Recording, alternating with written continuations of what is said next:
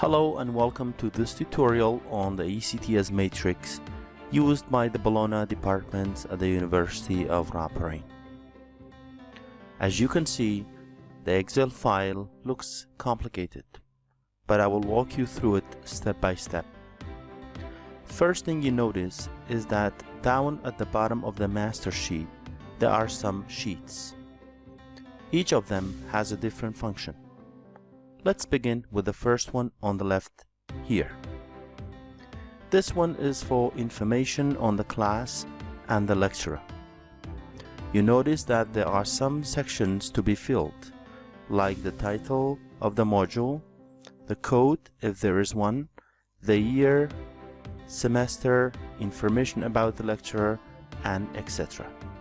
Alright, let's now move on to the next sheet. This one is called the PLOs. Now when we open it, you can see that PLOs stand for Program Learning Outcomes. The PLOs represent the competencies that the students in a particular program or in the context of Kurdistan department are expected to develop and apply upon graduation. In other words, PLOs constitute the graduate profile of a particular program. Okay, next is the ECTS calculation sheet. It's important to note that what we are going to do next is for one module or for one class. When we open it, we can see that there are some fields. For example, activities, quantity or number of weeks of the course, duration or the number of hours for each activity, and finally workload for each activity. There are two important things you need to know in the Bologna process. First, in this system, the contact hours or the actual physical classroom time and activities such as homework, assignment, report, presentation, and exams together amount to the student workload, which leads us to the second important concept. What is workload? As I just explained, workload is the sum of contact hours and other activities. In the Bologna process, one ECTS credit is equal to 25 hours of workload.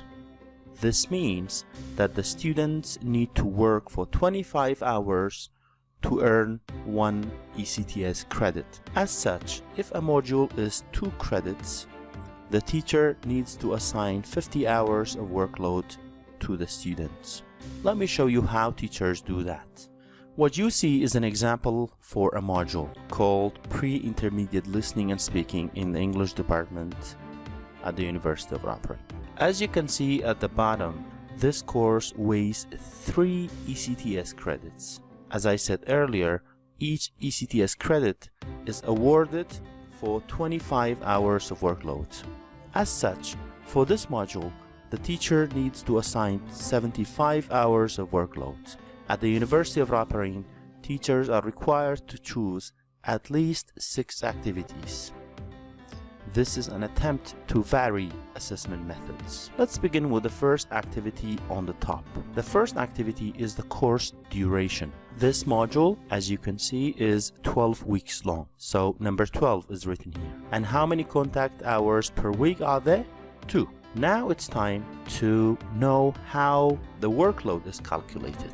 The workload is the sum of the frequency of the activity multiplied by the number of hours needed for students to complete this activity. In this case, the 12 weeks and 12 times 2 is 24. So the number 24 is written here for the workload. Okay, the second activity listed here is hours for the off-classroom or off-the-classroom work. This is the amount of time that you as the teacher think your students need to study at home before attending each class. Obviously, students need to prepare every class. So that's 12 for the frequency.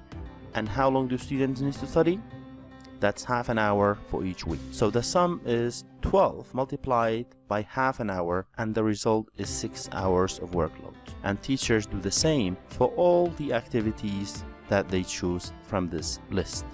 Okay, so I did 2 to show you how we do that, and it's very similar for all the other activities that are listed here. Down below at the bottom, what you see is the total workload. This number for this course has to be at least 75 hours, as this is a 3-credit course. Alright, now we're moving to the next sheet, the assessment methods. Let me first show you what is in here. On the left are the learning outcomes of the course. What is awesome about this sheet is that it helps the teacher design the assessment tools according to the learning outcomes.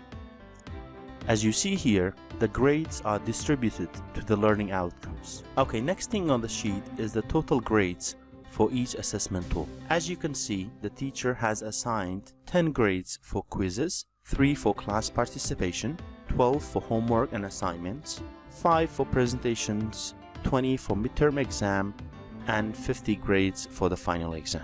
I need to let you know that at the University of Rapperin, the assessment plan is like this in the Bologna departments. There need to be 30 grades for activities, 20 grades for the midterm exam, and 50 for the final exam. The assessment plan might be different in other universities. Okay, so now I have the total of 100 for the course. Next, I need to distribute the sum to the learning outcomes. As you can see, the quizzes only test students on the second learning outcome, the class participation, the first learning outcome, but the assignments and homework test both learning outcomes A and B. So the 12 marks are distributed equally. This goes on in the same manner. The next sheet is called competence of the course, but I do not really know how this works, and to my knowledge this one is not used, at least not in my university. So we're going to jump to the next and final sheet. This is called grade calculation. Alright, I know that this one looks complicated, but it's not that complicated actually. First of all, you should know that we do this at the end of the course when we have done almost all the assessments, including the midterm exam. You do not get to enter the final exam grades here, because this will be done by the examination committee. This sheet is very similar to a grade book. It's actually a grade book with a few slight differences. Basically, you enter the students' grades for each activity. So you see all the assessment tools that I chose earlier here, like quizzes, assignments, the midterm exam, and etc. So this is pretty much like a grade book. The slight difference is that the grades appear under the learning outcomes. For example, if you remember, I assigned 10 grades for quizzes and their learning outcome B. So the 10 grades appear under this column here. And I need to write the student's total grade for the quizzes here as well. And the total is done automatically, as you can see it here.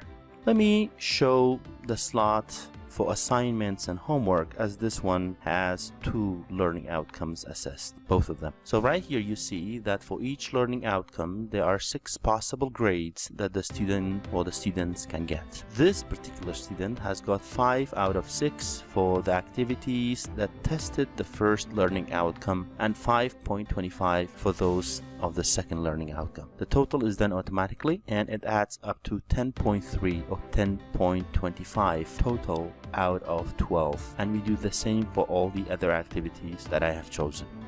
Okay, I guess this is the end of this tutorial. Thank you very much for watching. I know it could be challenging when you use it for the first time, but it gets better with practice, and remember always to ask for help.